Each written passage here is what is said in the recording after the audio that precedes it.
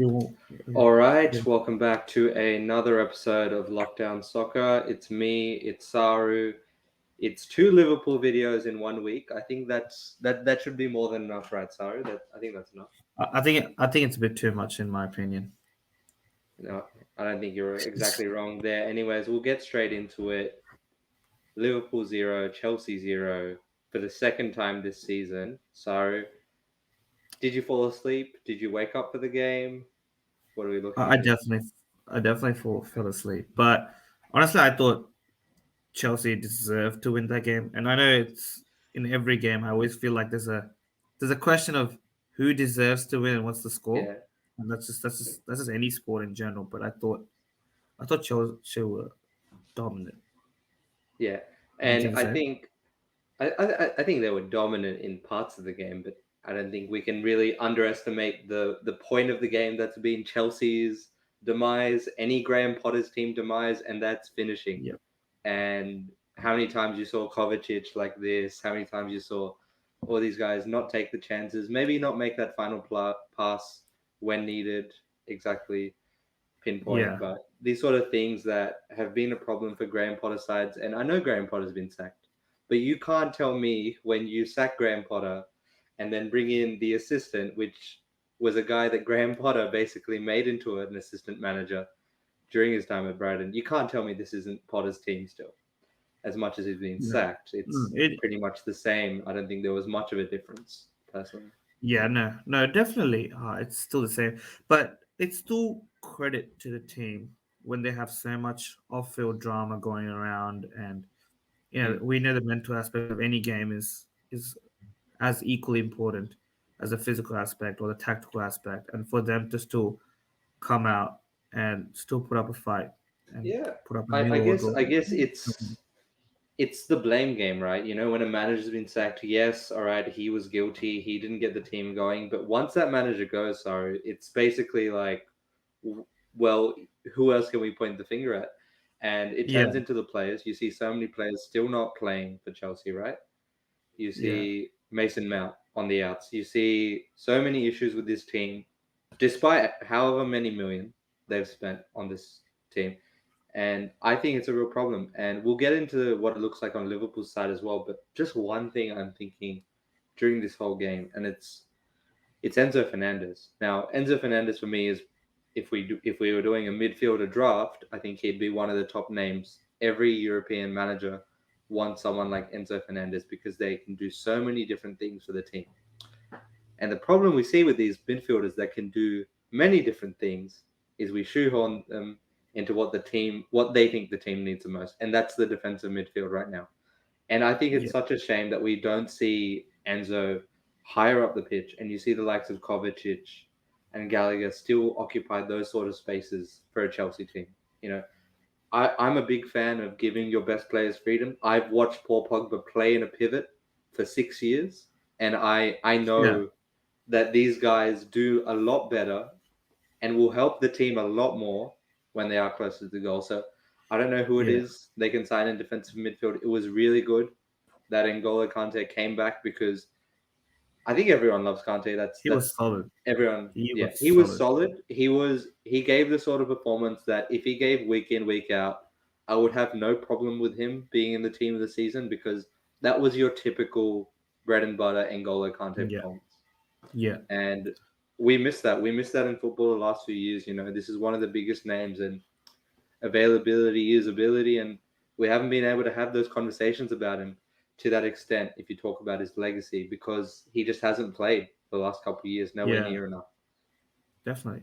I think all the talks he's talked about the midfield. The first person that came up to my mind was also Paul Pogba, and as soon as he said, that, I was like, "Yep, Paul Pogba right there." But, you know, a couple of United But fans, you know, yeah, it's just, it's the only place your mind is going to go when you see someone yeah, play yeah, out of position slightly. It's like I've seen this movie before, bro. I've seen it yeah, all before. exactly, exactly. And I literally just thought the same as well. But yeah, I think the midfield. I think both for Liverpool and Chelsea. I think it's a bit of a common ground. Just kind of figuring Issue. out Yeah, what's happening with the midfield. We know Liverpool's kind of got a bit of an aging midfield. yeah, Chelsea still haven't figured it out as well. and I think that's the point of difference, or I mean, point of similarity. Sorry, for both teams, and I guess what's next is whether to splurge money and get a get a better midfield. Is that what you would say is the next thing, or I think it's really tough for Liverpool. Now I'm going to say a couple of things. Now, obviously, there's the links to Bellingham, and Bellingham is a really good player. I have no doubts that injury record aside, he will be one of the best midfielders for the next 10 years. Despite that, is he what Liverpool need in this moment? You know, every fan in Liverpool, every person there wants this guy on board to play in their midfield. But I look at the team, and this was the same thing I was trying to say with Golden State last week. When you have such unique strengths, and Liverpool's unique strengths are, it's the fullbacks. It's the fullbacks because they were yeah, the first ones to take fullbacks to this extent, to give them no limit on the attack? number of crosses they can spray, you know? And with that, you have to have a more workhorse midfield, you know? It's nowhere near as creative as some of the other midfields, but it's a Yeah, workhorse sort of midfield. And I look at some of the guys that you might be able to get, Mason Mount maybe even, can fit into this sort of a picture where they're willing to negotiate parts of their game away for the sake of the team. And I see someone like him, someone like Declan Rice. Obviously, the money wouldn't be there for all of these moves, but I yeah, think you need to look at the profile of midfielders you're bringing in because what Liverpool's midfield requires is a lot like some of the lower level teams in the league. You know, where it is a bit need more to, yeah, engine based and combative, and you're covering for your fullbacks a lot more. And yes, yeah. obviously you will need technical midfielders, but Liverpool, out of all the clubs, I think that's where you need that the most. I feel like Liverpool's almost era of dominance was kind of short lived in a sense. And we're almost at this stage where we're like, okay, we're rebuilding again, and we need to find young talent or people to fit in again into the midfield, which as a Man United fan, it's absolutely great to see. But I think that's kind of the issue that we see with Liverpool and Chelsea. On the other hand, what do you think would be the best way to fix that midfield? You know the best part, just before I get onto that, these teams have more than one problem. It's not just the midfield, by the way. The defense is That's true. still an That's issue. true. The fullbacks for Liverpool is an issue. When Allison retires, that's going to be a great day for the rest of the Premier League. And they still have issues syncing up their attack together. You know, it hasn't been the same since Mane left. And I don't think it was that good sometimes when Mane was there still. But I think when you look at Chelsea's team, I think it's really hard. You know, Jose Mourinho said this when he was at United. He said, "Don't call me a manager, call me a coach, because I don't know what the hell is going on. I don't know what the hell is making these guys make these decisions.